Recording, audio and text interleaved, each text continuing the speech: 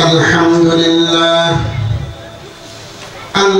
لله الذي وكفى الصلاة والسلام على من لا نبي بعده وقول الحمد لله وسلام على عباده الذين اصطفى وقال تعالى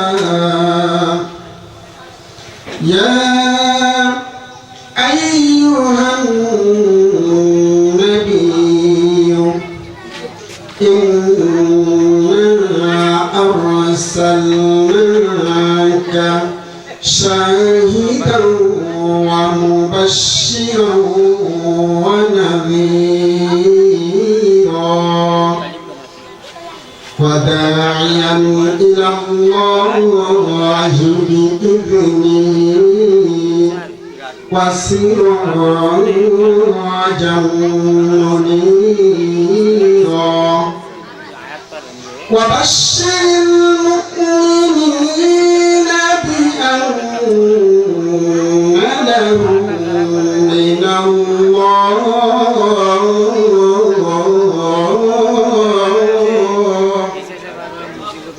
فضلا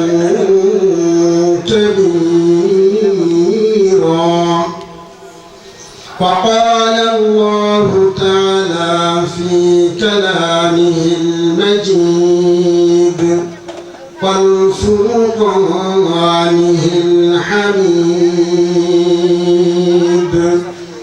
إن الله وملائكته يصلون على النبي يا أيها الذين آمنوا صلوا عليه وسلموا تسليما اللهم محمد وعلى آل سيدنا شافعنا محمد ومسلمان بايجاتي थे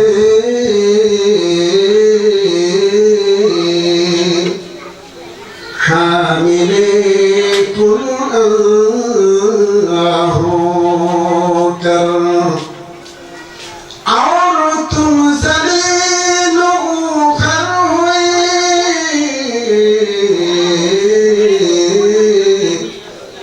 तारिके कुरान होकर बलगल कुना बिजमाली कशफत तुझा बिजमाली मुआज्जज मुहतरम सम्मानित सभापति जनाब मोहम्मद জামিল খান सदस्य रंगपुर महानगर বিএনপি सह सभापति बाबूपाड़ा জামি मस्जिद रंगपुर प्रधान अतिथि विशेष अतिथि आमंत्रित अतिथिगण सह सामने उपस्थित दीनदार ईमानदार परहेजगार भाइয়েরা पर्दार आড়ালের মা ও বোনেরা दूर दूराন্ত থেকে যারা শুনছেন সকলের প্রতি আমার আবেদন সকলের প্রতি আমার সালাম আসসালামু আলাইকুম ওয়া রাহমাতুল্লাহি ওয়া বারাকাতুহু How many Islamic books or topics read by you in your 40-50 years old? Even you read in your 40-50 years old huge number of books, pamphlets, novels, theaters, cinemas against Islam. So how is it possible to know what is the definition of a Muslim? What is the definition of a Muslim? What is the Holy Islam? Who is the Holy Prophet? Hazrat Muhammad sallallahu alaihi wasallam, may peace be upon him, who is the Allah subhanahu wa ta'ala, who is the supreme power of the whole world. আপনি 30-40-50 বছর পর্যন্ত আপনি কোরআনের একটা পাতা পড়েছেন কোন সময়?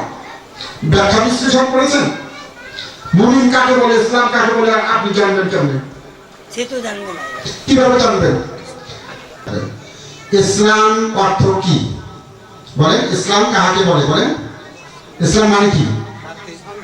শান্তি। যারা যারা জানেন হাত উঠান। ইসলাম মানে কি?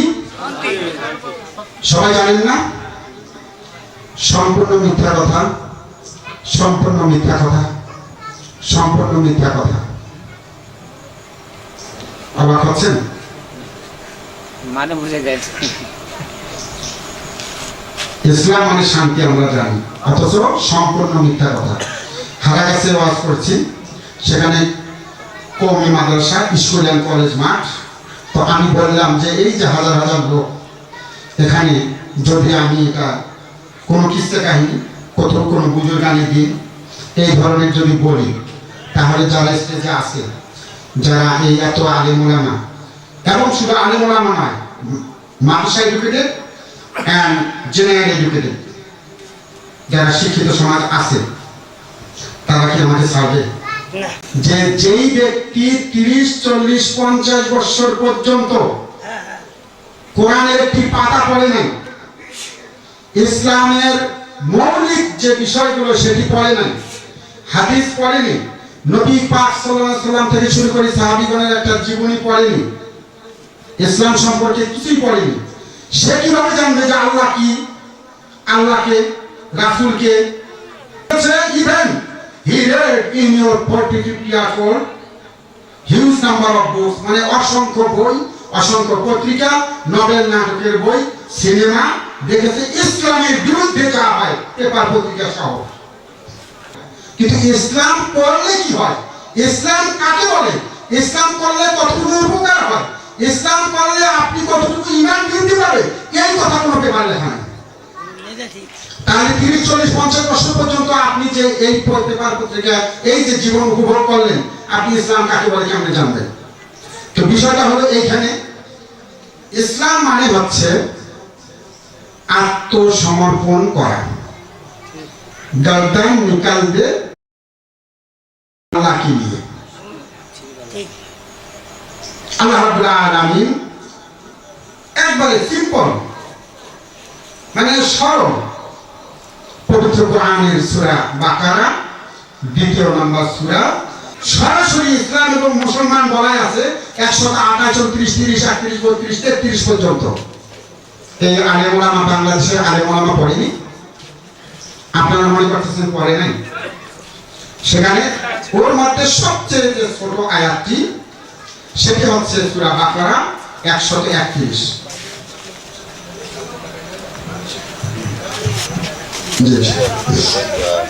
যে আপনারা যারা দূরে আছেন সামনে চলে আসেন, আর একটু সামনে সামনে আগে আসেন, যেন পিছনে লোক বসতে পারে, পিছনে দাঁড়ায় আছে লোকজন, আপনারা আগে আসেন। তো সবচেয়ে ছোট যে আয়াতটি, এই যে যতগুলো আয়াত, এটা এক জায়গায়, ওয়া ইয ক্বালা লাহু রাব্বুহু আসলিম ক্বালা আসলামতু লিরাব্বিল আলামিন।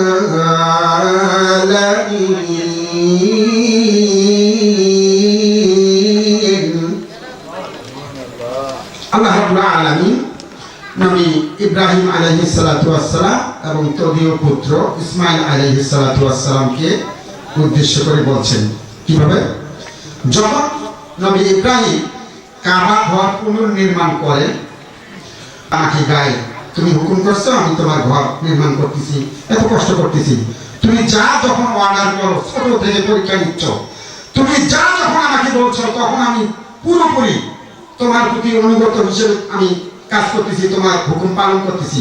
তাই একটা কাজ করা যায় না? আমরা কি কাজ? আমাদেরকে একটু খালিজ বান্দা হিসেবে কবুল করে নেওয়া যায় না?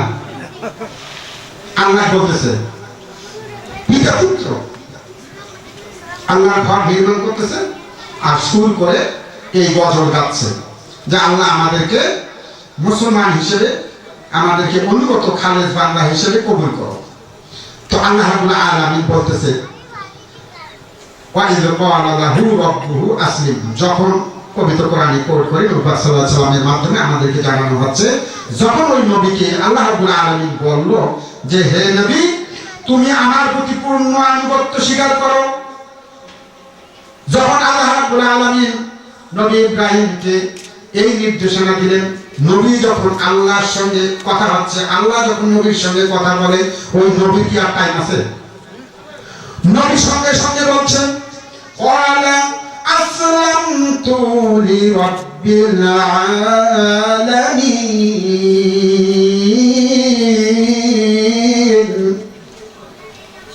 বলছে আমি সেই মহান সত্তা যিনি সর্বপৃথিবী সৃষ্টি করেছেন, সমগ্র জাহান সৃষ্টি করেছেন, সেই মহান রবের প্রতি পুরোপুরি আত্মসমর্পণ করলাম। এখন এটি তো এই আয়াতের অর্থ, আর বাদ বাকি আয়াতের অর্থ যেটা আমি বললাম সেটির অর্থ হলো ওই নবী বলছেন যে শুধু আমি নয়, আমার বংশধর, আমার ঔরজার সন্তান ইসমাইল নয়, শুধু আমার প্রতিবেশী নয়, আমার বংশের যারা বর্তমানে আছে তারা শুধু নয়, কিয়ামত পর্যন্ত যারা এই আল্লাহর ঘর, তোমার ঘর কাবা ঘরে ইবাদত করতে আসবে, তাদের বংশধর সহ তোমার প্রতি আমি আত্মসমর্পণ করলাম। এই আয়াতগুলোতে এটা ব্যাখ্যা করা আছে। তাহলে এখন বলেন ইসলাম মানে যে শান্তি, আর ইসলাম মানে আত্মসমর্পণ করা, এটা যে আমি বললাম এটার কারণটা কি? সেটি ব্যাখ্যা বিশ্লেষণ না করার কারণ হলো আমাদের যে এডুকেশন সিস্টেম, এটি হচ্ছে ব্রিটিশ শিক্ষা কারিকুলাম, এডুকেশন কারিকুলাম। এই এডুকেশন কারিকুলামে বলা আছে মাদ্রাসা এডুকেটেড এবং জেনারেল এডুকেটেড, যারা জেনারেল সাইডে পড়ালেখা করেছেন, এডুকেশন করেছেন, যারা ইসলামিক ইনস্টিটিউশনে পড়ালেখা করেছেন, তাদেরকে সিলেবাস দেওয়া হয়েছে, বলা আছে ইসলাম মানে শান্তি। কি জন্য বলা আছে বুঝতে পারছেন? এই জন্য বলা আছে ইসলাম নিয়ে যেন গবেষণা না করতে পারে। যখন ইসলাম মানে আত্মসমর্পণ করা বলা হবে, তখন জনগণ, নাগরিকেরা, ইসলামের ফলোয়ার যারা, ইসলামের যারা অনুসারী, তারা প্রশ্ন করবে কার কাছে আত্মসমর্পণ করব, কেন আত্মসমর্পণ করব, কে বিষয়ে আত্মসমর্পণ করব, কে আত্মসমর্পণ করবে। এই প্রশ্নগুলো যখন আসবে তখন ওই ব্যক্তি, যখন এই প্রশ্নগুলো আসবে তখন ওই ব্যক্তি পুরোপুরি কোরআনুল কারীম খুলে একটা একটা করে আয়াত দেখে পড়ে শিখে সে পালন করার জন্য চেষ্টা করবে। বুঝতে পারেননি? সুবহানাল্লাহ বলবেন না? যখন বলা হবে ইসলাম মানে আত্মসমর্পণ করা, যখন সিলেবাসে দেওয়া হবে তখন ওই নাগরিক, ওই ছাত্র, ওই যারা স্টুডেন্ট, তারা চিন্তা করবে যে যখন আত্মসমর্পণ করব তাহলে কার কাছে আত্মসমর্পণ করব, কি বিষয়ে আত্মসমর্পণ করব, ইত্যাদি যাবতীয় বিষয়গুলো কোরআনুল কারীমে খুঁজে খুঁজে বের করে সে স্টাডি করবে, অধ্যয়ন করবে, পড়ালেখা করবে। যখন এটি করবে তখন মানুষ, তখন মুসলমান নাগরিকেরা, মুসলমান অনুসারী যারা, তারা পূর্ণাঙ্গ মুসলমান হিসেবে আত্মপ্রকাশ করবে। ব্রিটিশের কাজ হলে এটা তো করতে দেওয়া যাবে না। তারা পরিকল্পনা আসছে যে ইসলাম নিয়ে বেশি বাড়াবাড়ি করা যায় না, ইসলাম নিয়ে এত তর্ক বিতর্ক করা যাবে না, এই ধর্ম নিয়ে এত বাড়াবাড়ি করা যাবে না, চুপ থাকো। যদি চুপ থাকে তাহলে শান্তি। ইসলাম মানে হলো শান্তি, মানে চুপ থাকা। অথচ আল্লাহ রাব্বুল আলামিন পবিত্র কোরআনের সূরা মায়েদায় বলেছেন ইসলামের মানে ব্যাখ্যা, ইসলামের গুণাবলী। ইসলামের গুণাবলী হচ্ছে চারটি। এই চারটির মধ্যে হচ্ছে একটি হচ্ছে হেদায়েত। আমি সংক্ষেপে বলি, আরো অনেক কথা আছে। একটি হচ্ছে হেদায়েত, একটি হচ্ছে শান্তি, একটি হচ্ছে সিরাতুল মুস্তাকিম, আর একটি হচ্ছে নূর। সূরা মায়েদা 16 নম্বর আয়াতে বলা আছে। বুঝতে পারছেন? তাহলে শান্তি পাইছেন? শান্তি হচ্ছে গুণাবলী। শান্তি, ইসলাম অর্থ শান্তি, আমরা ইসলাম অর্থ শান্তি বলবো না। ইসলাম অর্থ, ইসলামের শান্তি হচ্ছে একটা গুণ। যেই ব্যক্তি ইসলাম পালন করবে সে ব্যক্তি শান্তি অর্জন করতে পারবে। এটা হলো অর্জনের বিষয়, এটা পালনের বিষয়। কিন্তু অর্থগত দিক থেকে এদের অর্থ হচ্ছে আত্মসমর্পণ করা। এটা ক্লিয়ার? এখন আসেন, এখন যদি বলি ইসলামের মৌলিক যে গুণগুলো, মৌলিক যে কাজগুলো, সেই বিষয়গুলো যদি আমরা নিজেরা একটু চিন্তা ভাবনা করি, আমরা জানি যে ইসলামের যে মৌলিক কাজ, ইসলামের যে আমরা যে সবচেয়ে বড় ইবাদত মনে করি সেটি কোনটি? ইসলামের সবচেয়ে বড় ইবাদত, প্রথম 1 নাম্বার ইবাদত কোনটি? বলেন, কথা বলেন। নামাজ। আমরা সবাই জানি না নামাজ, অথচ এটিও হচ্ছে সম্পূর্ণ মিথ্যা কথা, সম্পূর্ণ মিথ্যা কথা, সম্পূর্ণ মিথ্যা কথা। কথাটা বুঝলেন? ইসলামের প্রথম 1 নাম্বার সবচেয়ে বড় ইবাদত নামাজ নয়। ইসলামের সর্বপ্রথম ইবাদত হচ্ছে কালেমা অর্জন করা, ঈমান অর্জন করা, কালেমা পড়া। আর এই কালেমা মানে হচ্ছে শুধু লা ইলাহা ইল্লাল্লাহ মুহাম্মাদুর রাসূলুল্লাহ, এখানেই সীমাবদ্ধ নয়। লা ইলাহা ইল্লাল্লাহ হচ্ছে এটি একটি মতো, এটি হচ্ছে একটা মন্ত্র, এটি একটা মুখবন্ধ। আমরা একটা বলি না শপথ বাক্য, এই কালেমা হচ্ছে শপথ বাক্য। লা ইলাহা ইল্লাল্লাহ এটি হচ্ছে শপথ বাক্য। কালেমা হচ্ছে সমগ্র কোরআনুল কারীম। সেটার আবার দলিল, সেটার দলিল হলো সূরা আনআম 115 নম্বর আয়াত। আল্লাহ রাব্বুল আলামিন বলেন, ওয়া তাম্মাত কালিমাতু রাব্বিকা সিদকান ওয়া আদলা লা মুবাদ্দিলা লিকালিমাতি ইলা আখিরিল আয়াত। আল্লাহ রাব্বুল আলামিন বলছেন যে আমি এই কালেমা তোমাদেরকে পরিপূর্ণ করে দিলাম। এই কালেমার মধ্যে কোনো খুঁত, কোনো সন্দেহ, কোনো সংশয়, কোনো কমতি নাই, এবং এটি এমনভাবে পরিপূর্ণ করেছি, এটি ন্যায়ের ভিত্তিতে, এবং এটি দুটি, একটি হচ্ছে সাহিত্যিক দিক, একটি হচ্ছে ধার্মিক দিক, ধর্মীয় দিক, মানে বিধানের দিক। বিধানের দিক হলো এখানে এই কালেমায় আমি এমন কথা বলেছি যেই কথাগুলো ইসলামের জন্য পরিপূর্ণ, এবং ইসলামের কোনো ঘাটতি হয়, ইসলামের কোনো প্রশ্ন বাকি থাকে, এমন কোন বিষয় আমি বাকি রাখি নাই। পবিত্র কোরআনুল কারীমকে আমি ওয়াতাম্মাত কালিমাতু রাব্বিকা সিদকান ওয়া আদলা, আমি এই কালেমাকে পরিপূর্ণ করে দিলাম। কথা বুঝতে পারছেন? তাহলে কালেমা যখন পবিত্র কোরআনুল কারীম হবে, তাহলে যখন মানুষ জানবে, নাগরিকরা জানবে, মুসলমানরা জানবে যে কালেমা মানে হচ্ছে পবিত্র কোরআনুল কারীম, তখন এই নাগরিকেরা, এই মুসলমান অনুসারী যারা, তারা কি করবে? পবিত্র কোরআন পড়বে না। কিন্তু আমাদেরকে বলা হচ্ছে লা ইলাহা ইল্লাল্লাহু মুহাম্মাদুর রাসূলুল্লাহ, আপনার ঈমান পাক্কা, আপনি আজীবনের জন্য মুসলমান, আপনার এটা গলায় বেঁধে রাখেন, এটা তাবিজ করে রাখেন, আর যদি সময় মতো নামাজ পড়তে চান পড়তে পারেন, না পড়লেও অবশ্য হাদিস আছে, ওই কালেমা পড়লে জান্নাতে যাওয়া যাবে। আর বাংলাদেশের প্রেক্ষাপট হলো এই যে আমরা যেহেতু অন্যান্য দেশে কিন্তু ওই চিন্তাধারা নাই, বাংলাদেশের কথা বলছি, মানে যেহেতু আমরা শেষ নবীর উম্মত, খাতেমান নবিয়্যিন রাহমাতাল লিল আলামিন মুহাম্মদ মুস্তাফা আহমদুল মুজতবা মুহাম্মাদুর রাসূলুল্লাহ সাল্লাল্লাহু আলাইহি ওয়াসাল্লামের উম্মত, তাই আমরা যা কিছু করি না কেন, কথাটা বুঝতে পারছেন? আমরা যা কিছু করি, যেহেতু কালেমা পড়ছি আর নবীকে মানছি, নবীর দরদে, হ্যাঁ, কান্নাকাটি তো কম করি না, নবীর প্রতি তো ঈমান আছে, তা আমরা যা কিছু করব, মানে অকাম কুকাম যা কিছু করব, নবী শাফায়াত করে দেবে কিয়ামত দিবসে। এই উম্মতদেরকে আমাদেরকে না নিয়ে উনি জান্নাতে যাবে না, এটা তো বিভিন্ন হাদিস গ্রন্থে আমরা পাইছি, ঠিক কিনা? এই চিন্তাধারা আছে না?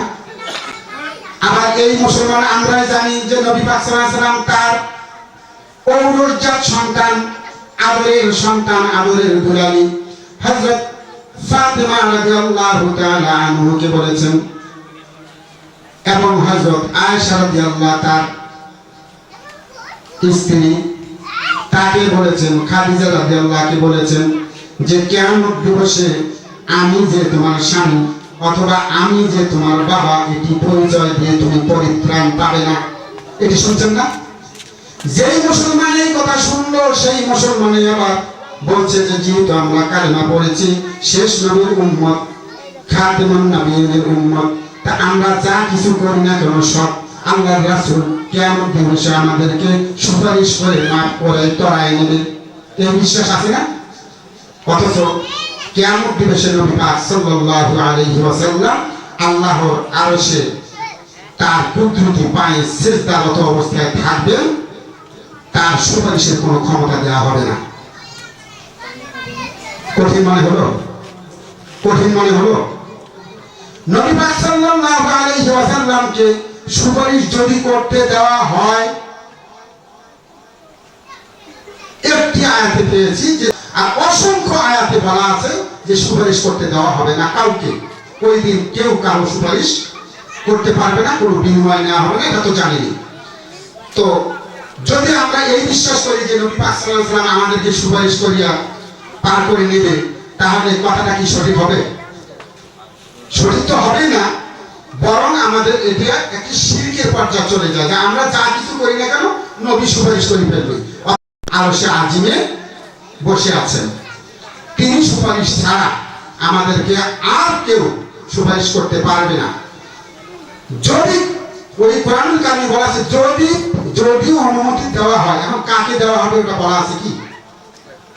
এখন কি জন্য দেওয়া হবে, কতটুকু দেওয়া হবে, সেটা একটু আমরা সাধারণভাবেই একটু দৃষ্টিপাত করি।